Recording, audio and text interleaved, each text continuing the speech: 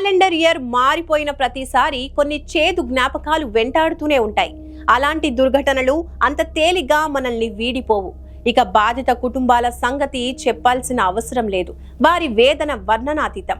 2024 కూడా కొన్ని చీకటి అధ్యాయాలకు కేర్ ఆఫ్ గా మారింది. ఆ రక్తపు మరకలు అలాగే ఉండిపోయాయి. ఆ విషాద దృశ్యాలు హృదయాల్లో ముద్రించుకుపోయాయి. ఆ ఆర్తనాదాలు ఇంకా జనం గుండెల్లో మోగుతూనే ఉన్నాయి. ఆ విషాద చిత్రాల్ని ఇప్పుడు చూద్దాం.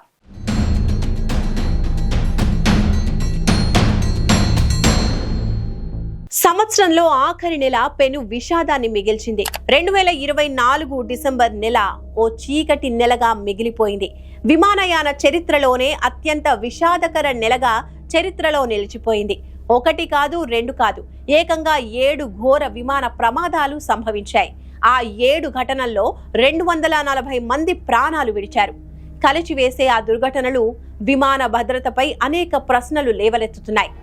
ముందుగా మాట్లాడుకోవాల్సింది దక్షిణ కొరియా ఘోర విమాన ప్రమాదం గురించి. అందులో దాదాపు 179 మంది ప్రాణాలు పోయాయి. ల్యాండింగ్ అవుతున్న సమయంలో గేర్ పనిచేయకపోవడంతో వేగంగా రన్వే పైకి దూసుకెళ్లి ఫెన్సింగ్ గోడను ఢీకొంది. వెంటనే విమానంలో మంటలు చెలరేగాయి. మొత్తం 179 మంది సజీవ దహనమయ్యారు. దక్షిణ కొరియా విమానయాన చరిత్రలోనే ఇది అత్యంత ఘోర ప్రమాదం. డిసెంబర్ 25న అజర్ విమానం కుప్పకూలిపోయింది. అజర్బైజాన్ బాకు నుంచి రష్యాలోని గ్రోజ్నీకి బయలుదేరిన విమానం దట్టమైన పొగమంచు కమ్మటంతో కజకిస్తాన్లో అక్టో విమానాశ్రయానికి మరలిచ్చారు. సరిగ్గా విమానం ల్యాండ్ అవుతున్నప్పుడు పక్షి ఢీకొనడంతో కుప్పకూలిపోయి మంటలు చెలరేగాయి. ఇందులో 37 మంది అజర్బైజాన్ వాసులు, 16 మంది రష్యన్లు, 6 కజకిస్తానీయులు, 3 కిర్గిస్తాన్ పౌరులు ఉన్నారు. ఈ ఘటనలో మొత్తం 38 మంది అగ్నికి ఆహుతయ్యారు. 27 మంది గాయపడ్డారు.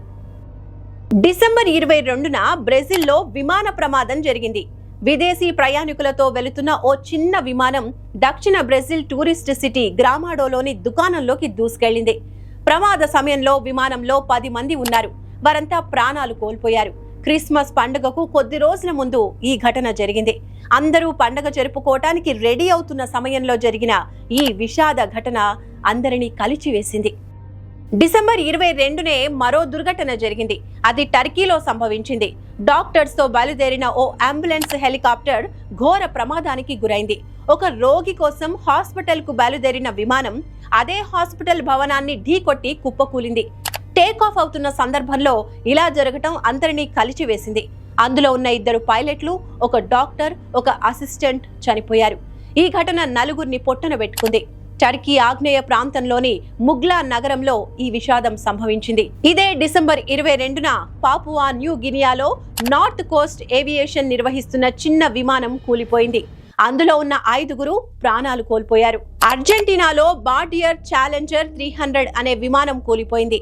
డిసెంబర్ 24న జరిగిన ఈ ఘటనలో 2 పైలట్లు మరణించారు. హవాయిలోని హోనోలులోని అనోయే అంతర్జాతీయ విమానాశ్రయం వద్ద ఓ విమానం ప్రమాదానికి గురైంది. ఈ ఘటనలో 2 పైలట్లు మరణించారు. విమానం పైకి లేచిన వెంటనే నియంత్రణ కోల్పోయి ఓ భవనాన్ని ఢీకొట్టి కుప్పకూలింది. ఒక్క డిసెంబర్ నెలలోనే విమాన ప్రమాదాల్లో 240 మంది మరణించటం చర్చకు దారితీస్తోంది. విమాన భద్రతపై ప్రయాణికులకు అనేక అనుమానాలు కలుగుతున్నాయి. విమానయాన సంస్థలపై ప్రశ్నల వర్షం కురుస్తోంది. వరుస విమాన ప్రమాదాలు ఉలిక్కి పడేలా చేస్తే మరోవైపు ఊహించని విషాదాలు కూడా ప్రాణాలు తీశాయి. 2024లో దేశవ్యాప్తంగా పలు విషాదకర ఉదంతాలు చోటు చేసుకున్నాయి. 2024 మే 24న గుజరాత్లోని రాజ్కోట్లోని గేమింగ్ జోన్లో ఘోర అగ్ని ప్రమాదం జరిగింది. ఆ ఘటనలో 24 మంది ప్రాణాలు పోయాయి. మృతుల్లో 12 మంది చిన్నారులు ఉండటం అత్యంత విషాదం. దీనికి అతిపెద్ద గేమింగ్ జోన్ గా పేరుంది. గేమింగ్ జోన్ యజమాని యువరాజ్ సింగ్ సోలంకితో పాటు మేనేజర్ ని కూడా పోలీసులు అరెస్టు చేశారు. అగ్నిమాపక శాఖ నుంచి ఎన్ఓసి లేకుండా నిర్వహిస్తున్నారని తేలింది. అదే ప్రమాదానికి కారణమైంది. ఉత్తరప్రదేశ్ లోని హత్రాస్ లో చోటు చేసుకున్న తొక్కిసలాట పెను విషాదంగా మిగిలిపోయింది. సింకదారావులోని ఓ మైదానం శ్మశాన వాటికలా మారిపోయింది. 2024 జూలై 2న హత్రాస్ లో పుల్రాయి గ్రామంలో సత్సంగం నిర్వహించారు. సత్సంగం కార్యక్రమం అయిపోయిన తర్వాత భోలే బాబా తన కారులో ఆశ్రమానికి బయలుదేరారు. ఆ సమయంలో జనం బాబా పాదాలను తాకడానికి ప్రయత్నించారు. ఆ కారణంగానే అక్కడ తొక్కిసలాట జరిగింది. ఈ ఘటనలో 121 మంది మృతి చెందారు. ఈ కేసులో ప్రధాన నిందితుడిగా దేవ్ ప్రకాష్ మధుకర్ తో పాటు మరో 9 మందిని పోలీసులు అరెస్టు చేశారు. అయితే భోలే బాబా అలియాస్ సూరజ్ పాల్ ని మాత్రం నిందితుడిగా పేర్కోలేదు. దీంతో యూపీ ప్రభుత్వంపై తీవ్ర విమర్శలు వెల్లువెత్తాయి. 2024 నవంబర్ 15 ఉత్తరప్రదేశ్ లోని Jhansi medical college neonatal intensive care unit లో ఒక్కసారిగా మంటలు చెలరేగాయి. ఆ అగ్ని ప్రమాదంలో 18 మంది శిశువులు మరణించారు. 16 మంది పసికందులు తీవ్రంగా గాయపడ్డారు. ఇందులో విషాదం ఏంటంటే కొందరు తల్లులు ఇంకా పుట్టిన బిడ్డను కళ్ళారా చూసుకోనే లేదు. అంతలోనే ఈ దుర్ఘటన జరిగింది. ఆసుపత్రి వర్గాల నిర్లక్ష్యమే ఈ ప్రమాదానికి కారణంగా గుర్తించారు.